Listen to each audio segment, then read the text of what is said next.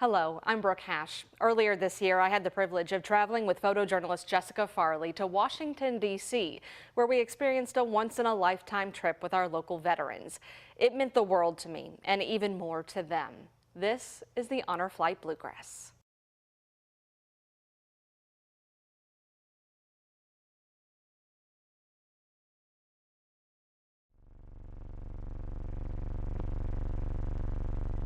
Like most boys my age, always wanted to fly. They were just kids. You're 18, 19 years old, and death is something you don't think about. Some went willingly. At 17, I joined the Marines out of high school with my parents' signature. Others had no choice. No, I didn't choose to do it, but I wasn't going to fight it. Thrown into the front lines. Yeah, you're scared, you know. But problem is, at that age, you're kind of fearless. You relied on your brother. That bond stays with you forever because, you know, really, you depend on each other. He was running along beside of me, and he was hollering, "Come on, Kingston." That person beside you is protecting your life just as well as you're protecting his. "Come on, Kingston." And he knew me, but I didn't know him. Many still question how they made it home. Then again, I heard the voice, "Leave it alone." Could be my guardian angel, I don't know, but I left it alone. You're taking these human beings and you're putting them on the front lines to kill someone. And if you don't kill them, they will kill you. War is hell.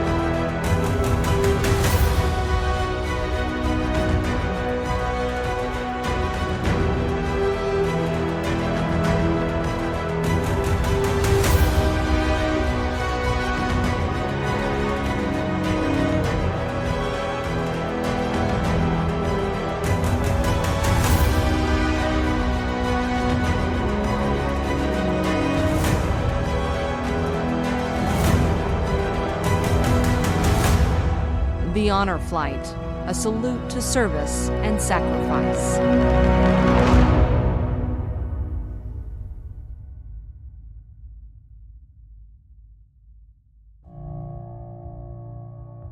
We owe them everything that allow us what we're doing today. Very few of them like the recognition. They just feel like they did their part, which is a testament to their character. I mean, they saved the world, and they're very patriotic people. The earlier wars, there's no such thing as PTSD. There's no mental help available. You went back home, you went back to work, and you just sort of sucked it up and kept it inside. And you see these news clips in New York where it was confetti and all this stuff. That's what you got in your mind, but in reality, a lot of them never went through that in New York City. They came back to Corbin, Kentucky. They came back to Louisville. There was no welcome home. There's no ticker tape parade. There's nothing. You know, so this is an opportunity to give them what they deserve. We aren't taking these flights just for people that served in combat. You were in the service, you did what was expected of you by this country. What's unique about Honor Flight is the fact that we can change a wrong to a right. Deep inside, trust me, it means the world to these guys. I had one veteran who took me 4 years to convince him to go, and he finally went. And then he said, "Jeff, I don't know what I was missing. It's one of the best days of my life." And that's, we hear that time and time again. You don't have to go to a book. They're all living history. We've got a hotel for the ones that are coming in the night before.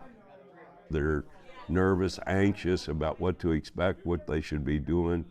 But when they start talking to one another, that instant camaraderie mushrooms.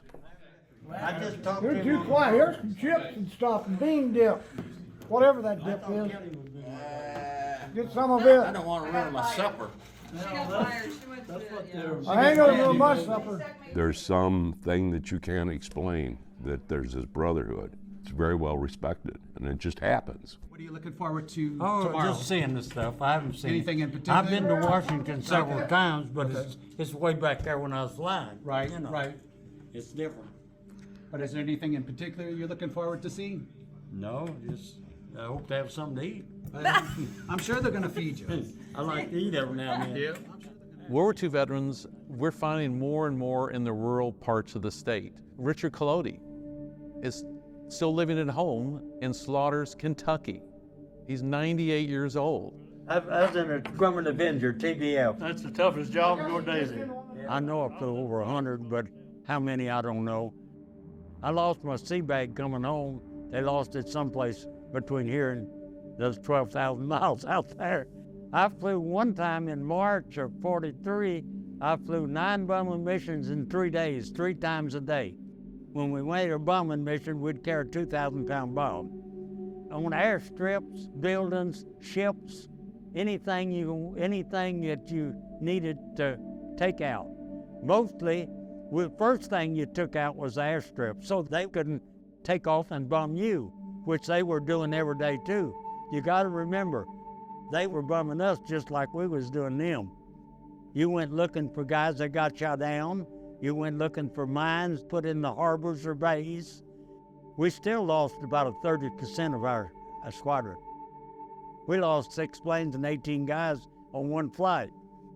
You're so busy shooting your machine guns and you don't pay attention to it at that time. It strikes you more when you get back. Really, you didn't have time to think much. All you did was either train or fly or eat and sleep, you know. We didn't even have time to go fishing over there and stuff. You're a VIP. You know that? You're a VIP wherever you go. I was lucky. I didn't get a scratch. Can you believe it? So all these were pilots, huh?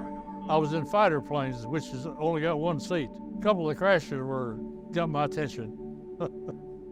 I had an engine failure one over the wooded area, and I had to go through a bunch of trees and chop down a few trees with the airplane.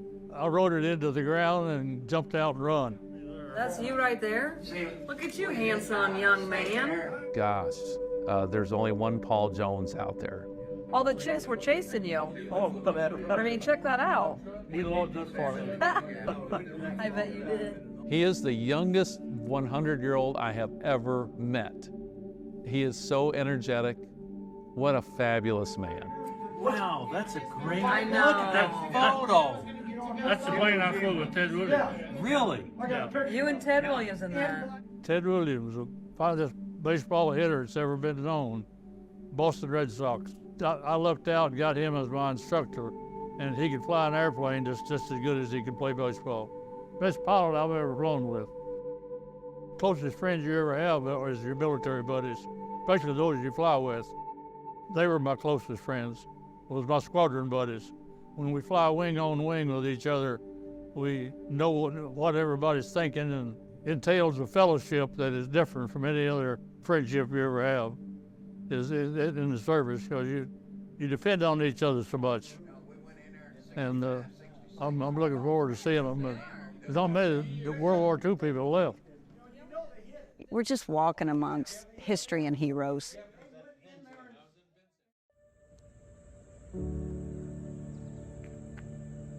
I decided to enlist in the Air Force so I could learn to be a pilot, which never happened. America really wasn't prepared much for this conflict. Everything we had was salvaged from World War II. Trucks, radar equipment, radios, everything was reused. Matter of fact, my uniform was an Army uniform. I never got a blue uniform until I came back from Korea.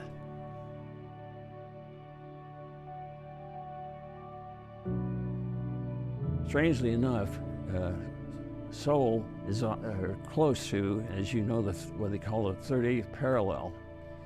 Louisville, Kentucky is on the 38th parallel.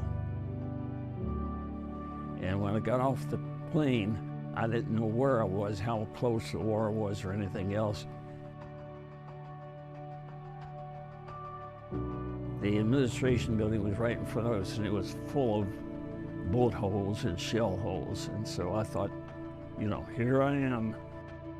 We watched the skies for the enemy planes. When they took off, we alerted our ships and our planes, and they took off after them.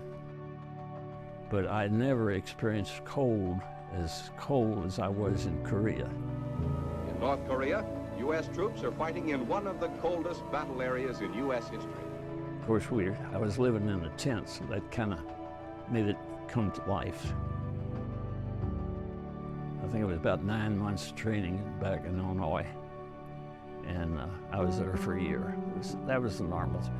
Actually, the fighting was still going on when I was there, but it had stalemated approximately at the 38th parallel where they ended up with the truce at that point. My buddy and I went in town one night, and we went to a bar and was having a beer. And the guy sitting next to us on the stool said, "You guys come back from Korea?" We said, "Yeah." He says, "I want to thank you." He says, "I'll pay for your beers." And that's the only time anybody ever made any reference to us being in Korea. You could tell it was a lot different than World War II, where everybody that served in World War II was a hero, you know. We weren't heroes, we'd been there, that's all. None of these veterans have gotten the welcome home that they deserve. Particularly the Vietnam War, there was no welcome home. When I came home, we kind of split up. So I didn't have any greeting at all. Can you imagine being told, be sure and take off your uniform when you get back to the States? Get out of your khaki uniform, because that's what we had on when we left Vietnam, and you get your civilian clothes on, the little bit that you had with you. Because you'll be spit on, you'll be yelled at, cussed at. Be sure you get in your civilian clothes so you're not recognized as a veteran. How sad was that? When we get to Tacoma, Washington, where we landed at, it got real quiet. You could hear some guys crying. You're happy to be home. And as soon as I got off the bus to call my parents come pick me up, a guy calls me a baby killer. As soon as I got home, I was called a baby killer. My name is Charles Armenta. I go by Chuck.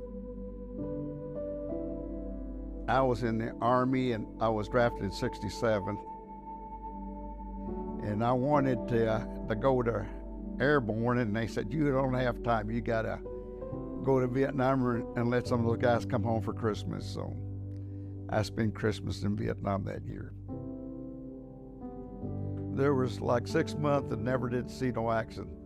Then 6 months after that, it was, like we were in it every day. A lot of our combat is like we'd be out searching and we accidentally happened to find them. Because the guy jumped up and with his little machine gun, and he went back down to reload. When he done that, I got up and took off running. And I went in throwing grenades till I got close enough to throw one right down in the hole that we're in. This guy here didn't make it back, this guy right here. There was always new people coming in. And when I first got there, this guy was our point man. I don't even remember their names. And there's a truck that got blown up in a mine. Rocky was just we become pretty close. When I see his name on that wall, I still, I don't know, I just break up. But the biggest thing that hurt me was there was a soldier killed over there during my tenure in Vietnam. I was home, okay? They took the National Guard to bury him in a national cemetery because they didn't want him buried there. It's not because of the war, it's because of who he was, his ethnicity. They had to bring in National Guard just to bury him in that cemetery, and that hurt. That hurt a lot. That's me right here. This is a buddy of mine right here. I was on the DMZ. We got there during the monsoon season, and it rained like every day. We had to take a shot to thin your blood out so you could take the heat over there. Even though I had an MOS of radar, we still did patrols, man sweeps, and you still did other things that everybody else did. Guard duty, you know, you did everything. They had rockets, mortars, different shells that they shot. Whenever they would shoot those shells there, our team would tell you where those come from, and we'd give directions to the guns to turn around and fire on that target. That's a convoy. If you do your man sweep, those convoys come through and they're rolling pretty good. Took a direct hit on a bunker over there one time. Lucky thing we was inside of it. Couldn't hear for about 6-7 months after that. Yeah, you're scared, you know. At that age, you're kind of fearless, okay? You don't think about death like I do now. He got a Dear John letter, and we did everything we could to keep him from committing suicide. You know, really, you depend on each other. I mean, that person beside you is protecting your life just as well as you're protecting his. So that's a bond you never lose.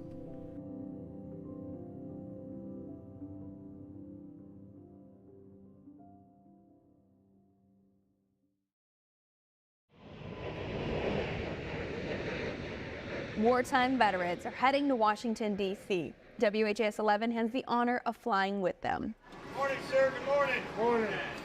Things are really starting to ramp up here at Ollie International. You know, it's usually really quiet around this hour, and the minute you walk in, you hear the buzz.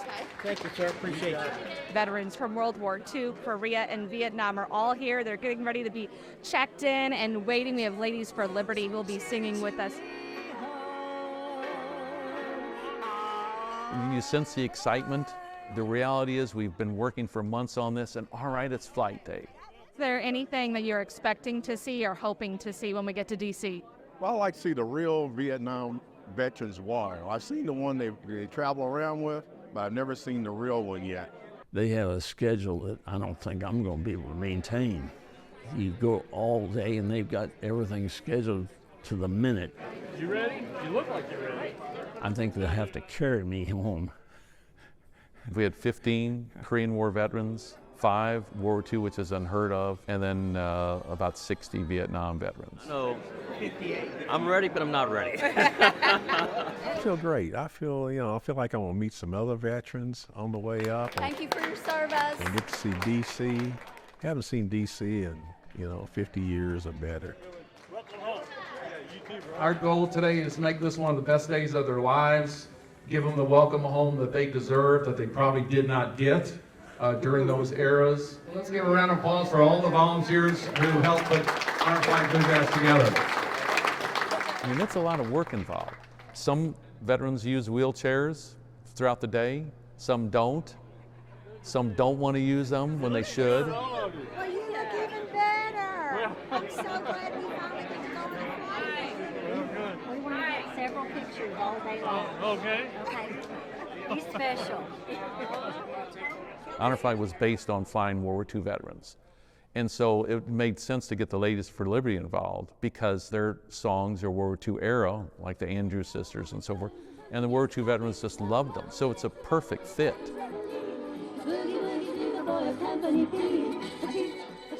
And you can just see that takes their memory back and puts them into when they were 18, 19 years old.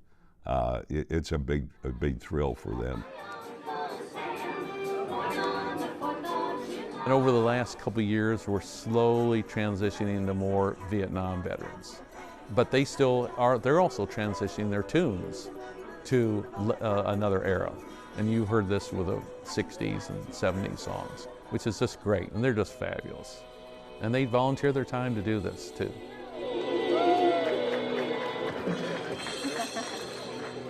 We only do this 2 or 3 times a year. So you want it to work. You want it to be successful. I mean, I'm not a veteran, but how cool is it to be a veteran to go on an honor flight? Trying to get the pilots to let me fly that plane. They wouldn't do it. We have a plane full of our most honored veterans, and we need our best pilot. Unfortunately, he's not available, so we need you to do it. So here I am. Hey, on behalf of all of us at American Airlines, it is a pleasure and a privilege to see each and every one of you. We thank you and your families for your service and dedication. It's my understanding that we have a young man who's 100 years old who was a flight student with Ted Williams. Is that true? God bless you. Welcome to Washington, D.C. Current time is 9:30 a.m. Of course, we don't tell any of the veterans about anything that happens during the day. Please make sure that your window shades are open as we pull into the alleyway towards our gate. They have the water cannons. They're going to spray the aircraft in your honor. We want to be a surprise when they get off and they're welcomed at Reagan Airport, and people shake their hands all day long.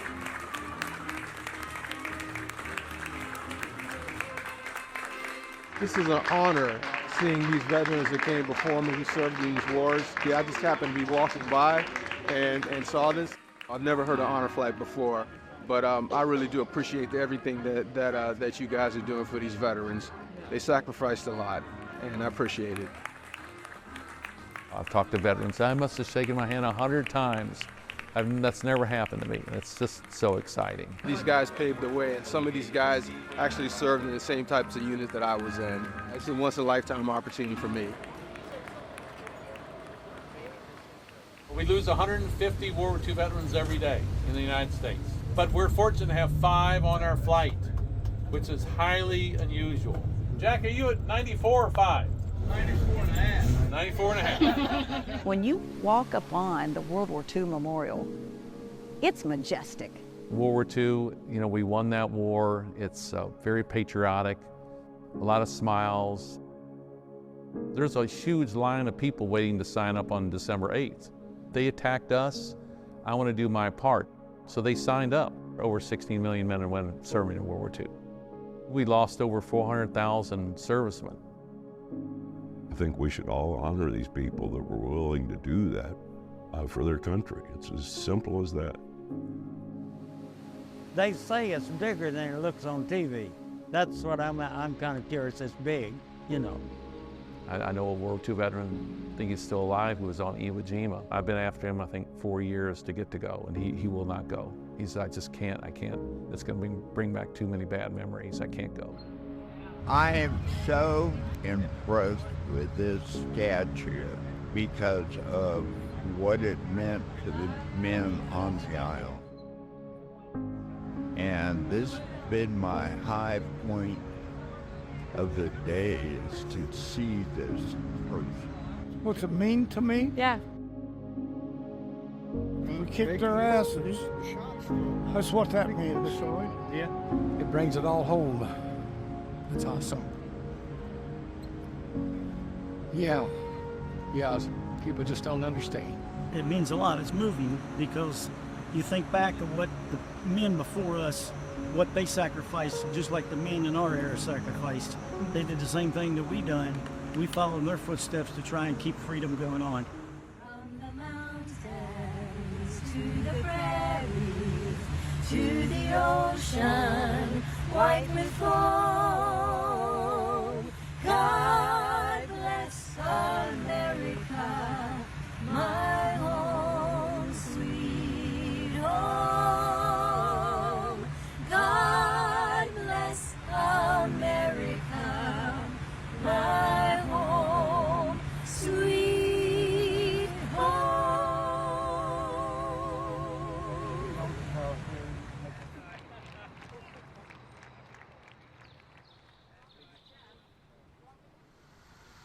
I never thought that Korean monument here was as great as it is, but it really is beautiful. You take a Korean War veteran and they look at those figures. They look at the gear they have on, the guns. They're in ponchos. The gardens that they're in kind of represents the rice paddies. They say, that looks just like me.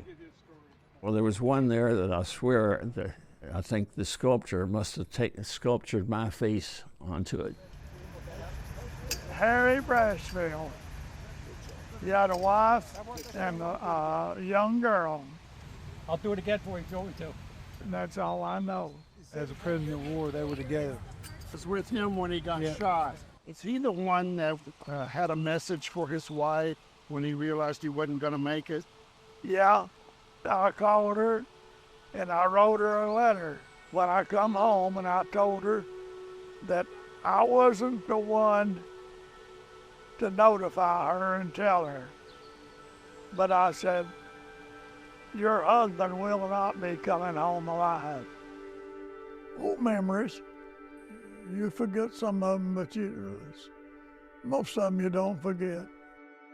Never have talked to a PW from Korea. And here's a gentleman who's from Western Kentucky who went to Korea, and I think 2 months after he landed in Korea, he was captured. I didn't know where I was going, never did know, really.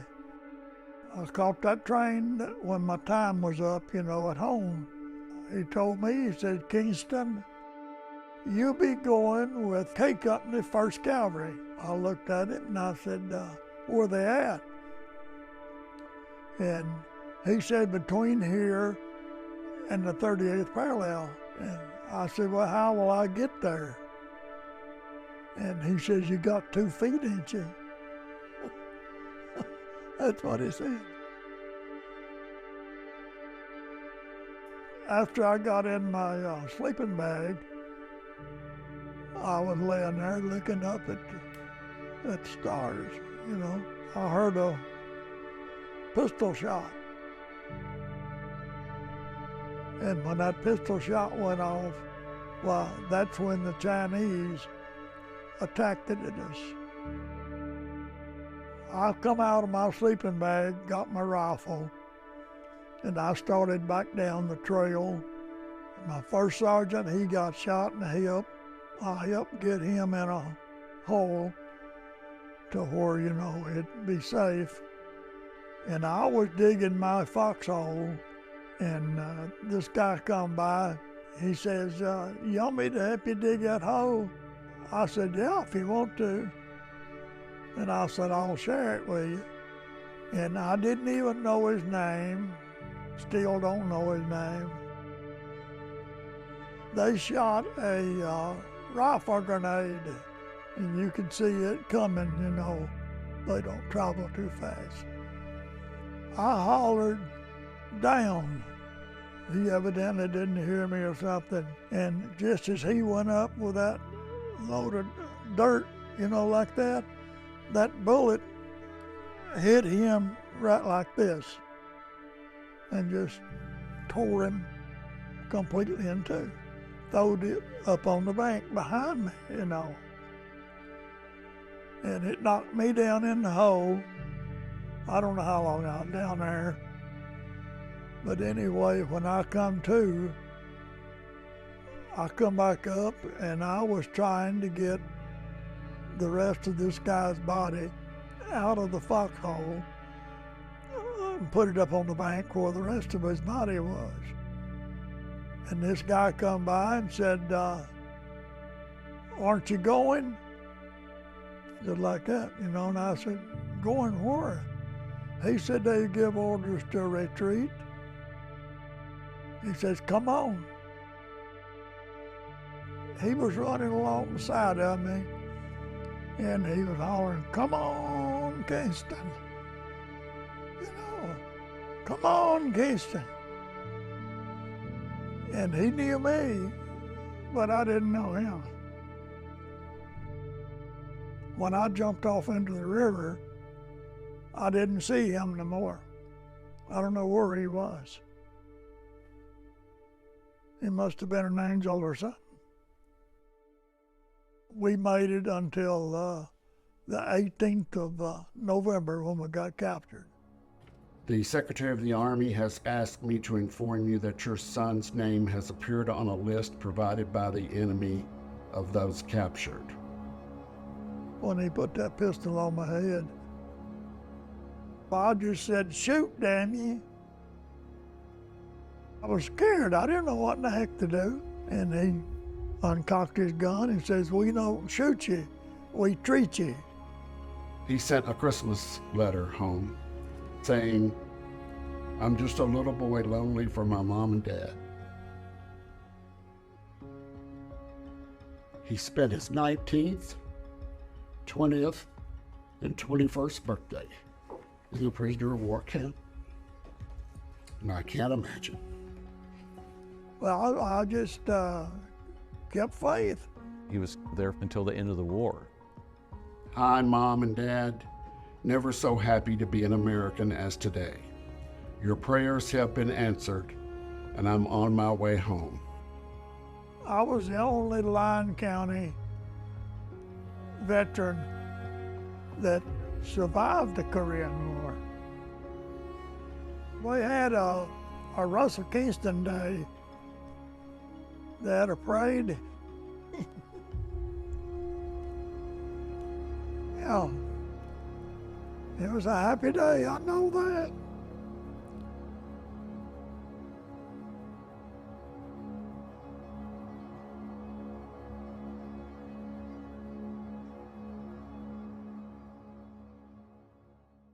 With a Vietnam vet, there's times where they just couldn't go down the path. It's really difficult to go there. And I'm not really crazy about going to that. I won't walk around it or anything, no. I took all the baby steps I'm taking today. Now, that's it for me. I just don't see the closure there. We've seen that happen a lot to where they just can't do it. Ben Henry Wilkerson is his name, from Louisville. There's some other names that I know on. That's why I don't go down there. My son kind of got me this close to it. I've been trying for years, but this is as close as I've got. Do you think you'll ever make it down there? I don't know. I really don't. You're right here. Yeah. You're right here. Yeah. Yeah, I know that. Proud of my dad. I'm proud of him because he made it this far. I'm proud of him that he made the trip, because I know in the past he's talked about the honor flight, but he didn't want to do it. I don't ever remember my dad being on my airplane. So now he has gotten on an airplane, has come to Washington, D.C., and has experienced this. So I thought that was a great big step. Just to take a look at the wall, I think is huge.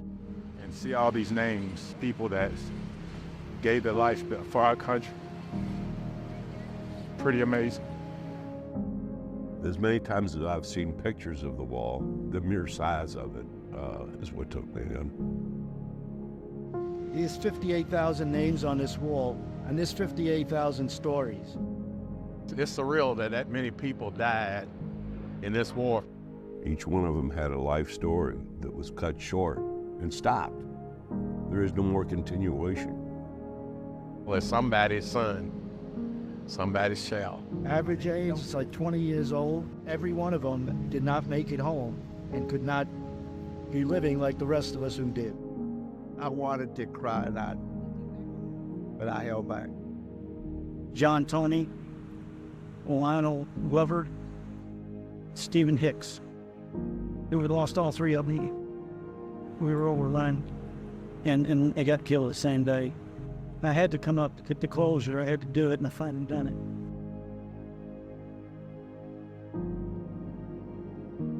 It was so hot that day, it was breaking records in D.C. They said the air coming off that wall was 115 degrees.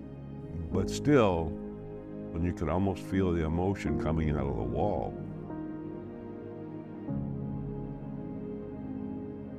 It just causes you to take a second breath. That's the best way I can explain it. To see these Vietnam veterans go through what they're going through, it's just heartbreaking. And I think with some of them, they didn't realize what they were actually holding on to. Years and years of scars, of mental torment. There are triggers, and sometimes you're sitting there and your mind is not doing anything. You think of something that happened back in that day, or something on TV. I don't watch war movies. I do not watch war movies. 4th of July, New Year's is not a good time for me. I don't like fireworks. Sometimes it takes years for you to get over stuff. Some guys never get over stuff. The nightmares aren't as bad as they used to be, but still happen. I wake up sometime in the middle of the night, my wife, she'll wake me up, wake up, you're dreaming, you know. Brings a flood of memories back, things that we have forgotten and pushed to our back of our mind. Then we have to deal with it all over again. My boys are on 55E. I served 67 to 68 during the Tet Offensive. I had 5 days left, and we got hit with mortars and rockets, but we lost 19 Army guys, 1 Navy guy, and the Navy guy happened to be my buddy.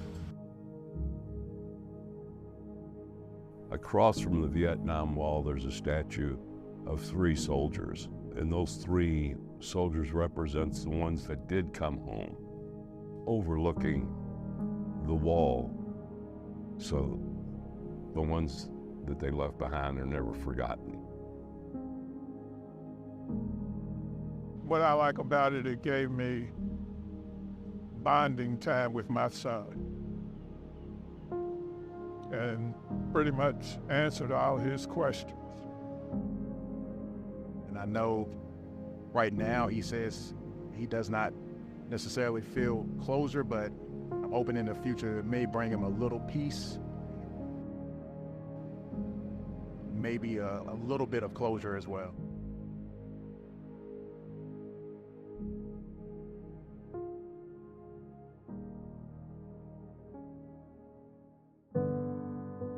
We tried, I think for a year or two, to take more veterans than we had guardians. We thought we were doing something good. They're able-bodied, we can put more Vietnam veterans on the flight.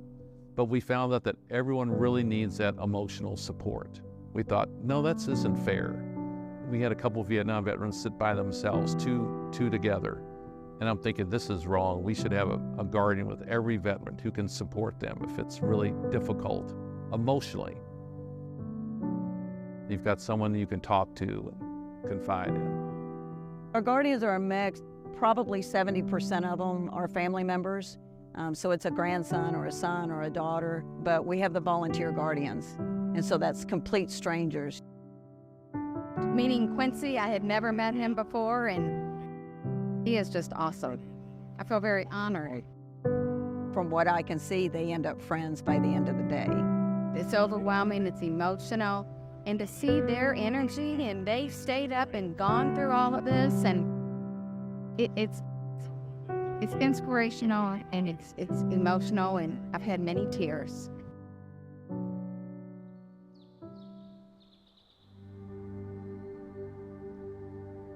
Arlington's tough. You could hear a pin drop because it's so silent. The precision and how they honor those who served is just incredible.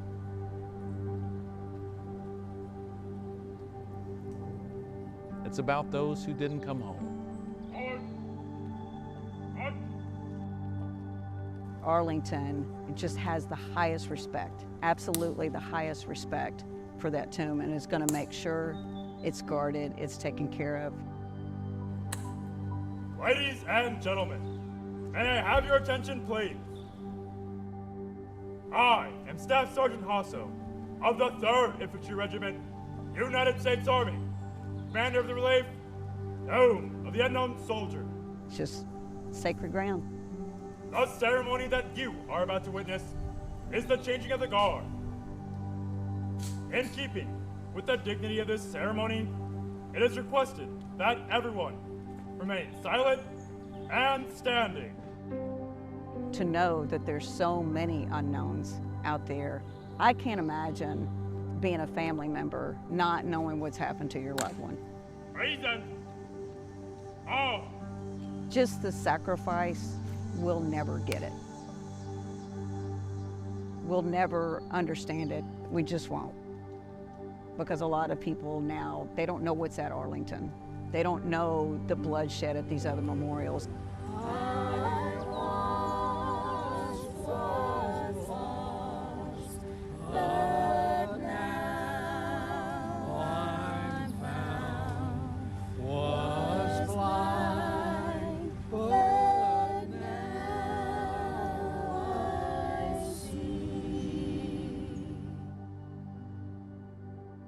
I see pictures of it, you know, in person, it's even better.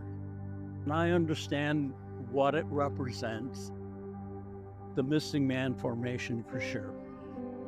We've got 3 guys that are in the formation and the 4th man peels off, so that's why there's not forest fires. This is beautiful. I love it. That's why I wish my brother could be here. He was in the Air Force in their name when they had Ted over there in his little base up. He survived, but I wish he could be here and see worse. It's powerful. It's just thankful God for the veterans that are here from all the different branches of the military. We share with one another, encourage one another. We need that.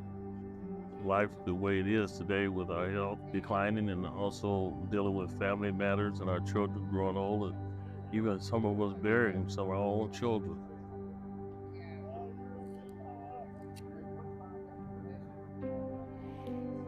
It's tough. But I wouldn't trade nothing. I wouldn't trade nothing for it. I had been on maybe 18 flights, and everyone is totally different, totally unique. This one was different than any other flight I've been on. The interaction between the various eras. That's the guy that invented a different kind of corn. It was short, but it had big ears. Oh, I fell for that one, didn't I? I met 2 guys that I know on this trip. I couldn't believe it. Vietnam veterans were patting the back of Korean War and World War II veterans, and Mr. Colodi went up to a Vietnam veteran and said, "Thank you for your service." I haven't seen that before. Yeah, especially the World War II. I didn't think there was that many, you know, around. I had to go and shake their hand. To experience that whole day with them, that's an honor. Who's gonna polish it? Never dull. Never dull. Get that never dull out. Start polishing. Come on, partner, let's go home. Off we go into the wild blue yonder. By the end of our travels, we get off the bus. Everybody's hungry, everybody's tired. I ran out of gas early in the day, but that happens. We're at the airport ready to board to come home, and then we have mail call. Kenneth Rush. It's pretty exciting because they don't have a clue. Surprising, shocked, overwhelmed. Yeah, mail call is a huge highlight. They love it. It's the good surprises that makes it all worthwhile. Home of the free because of your service to our country. Anybody in the service that's been in the service recognizes mail call. That's a big, big deal. Finish courage. Particularly for the ones that were overseas. And often it'd be months at a time when they wouldn't get mail from home. The mail didn't go very fast. It would take 2 months for my letter to get home to Fort Worth or Dallas, where we were living then. Mother kept some of my letters, and they were all censored, cut pieces cut out of them. And when it came in, oh my gosh, they looked forward to that more than anything else. It reminded you of home and that people were thinking about you at least. The one that always wrote to me was my sister. She would always write to me in a napkin or whatever she had, she'd write to me. My mom sent me a cake one time. I never forget that. When you got something like that, you always shared it to the bunch. By the time we got to Vietnam, it was crumbs, but we still ate that cake. Thank you for helping the USA. And to watch these guys go through this mail is phenomenal because, again, it's an emotional roller coaster. Oh my God. Broke right out in tears.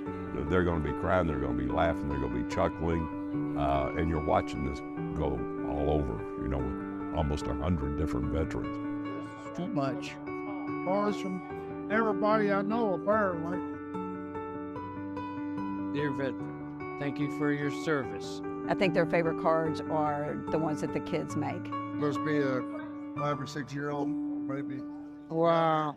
I was reading one this last time, and it was just like, it started at, Dad, I don't tell you enough. Well, I only get them once a year. Once a year? There's a lot of people that really take time and write thank you. I can say as a Vietnam veteran's daughter that I salute you for everything that you have done. Wow.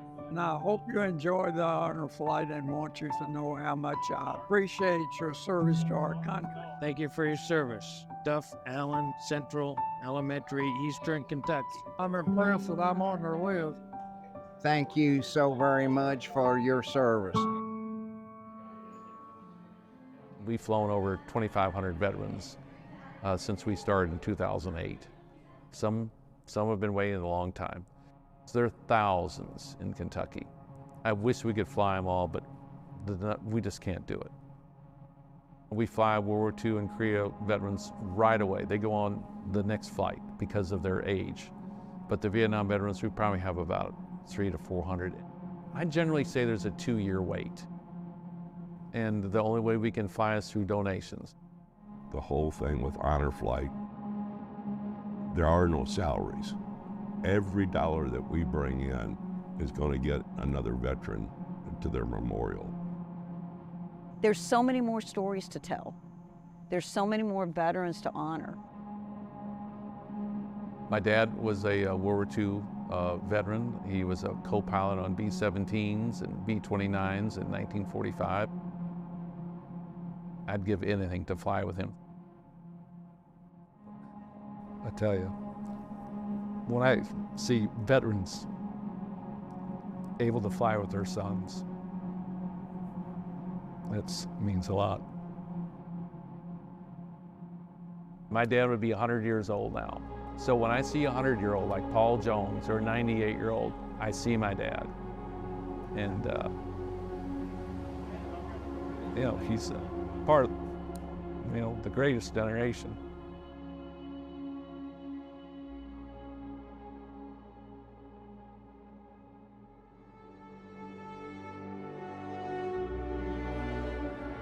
Veterans do not consider themselves as heroes. A lot of them don't consider themselves worthy of all the hoopla that we give them. They just don't understand that people are appreciative and people are grateful. We just try to reassure them, no, you're a big deal.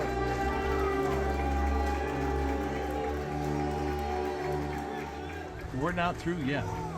We have some more surprises for you.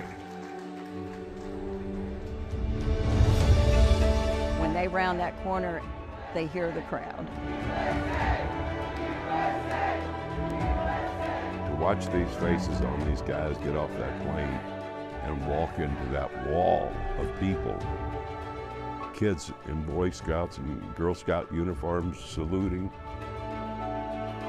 there is nothing like it. Thank you. Oh, Marine. Thank you.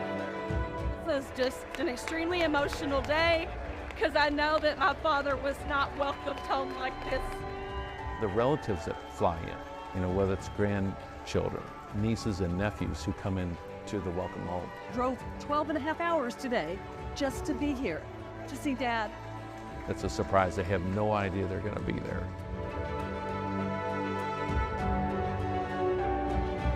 When they walk through that welcome home, it's closure for a lot of them. A lot of the spouses have told us the next day, I finally got my husband back home.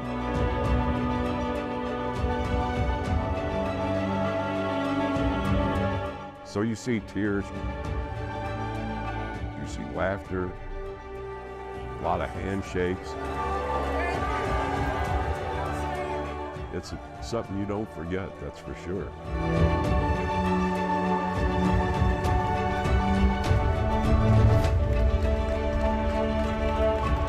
The honor that you all have given these veterans, I wish you could do it to every single one, because they deserve it. And many of them have been in terrible wars and terrible times, others not so much, but their sacrifice is the same. Whether you fought, whether you were shot at, whether you were somewhere where you were in the thick of the battle, you sacrificed your life, your time with your family, your hopes and your dreams. They're true American heroes. It was an experience that I cherished. It seemed like a family. As far as I'm concerned, we're all one. 50 years in the making.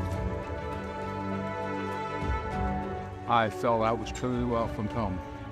I enjoyed every bit of the experience, and I sure appreciate the effort that was taken to bring us on this trip.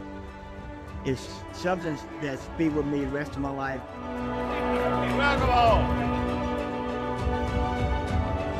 If I had it to do over, I would still sacrifice for you.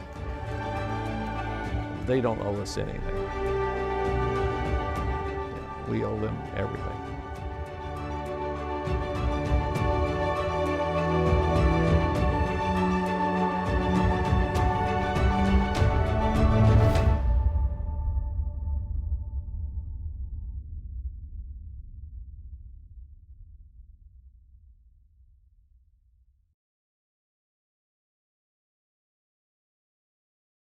What an incredible experience. Thanks so much for watching. I'm Brooke Hash.